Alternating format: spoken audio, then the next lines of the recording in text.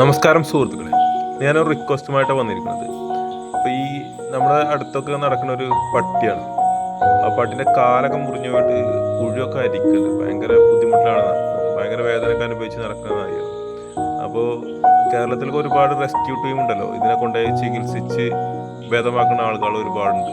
അപ്പോൾ അവരിലേക്ക് എത്തുന്നത് വരെ ഞങ്ങളൊന്ന് ഷെയർ ചെയ്യണം. അതിനൊരു സഹായം ഞാൻ അഭ്യർത്ഥിക്കാൻ വേണ്ടിയിട്ടാണ് നിങ്ങൾക്ക് വന്നിരിക്കുന്നത്. ഓക്കെ സുഹൃത്തുക്കളെ, എല്ലാവരും ഒന്ന് സഹകരിക്കണേ.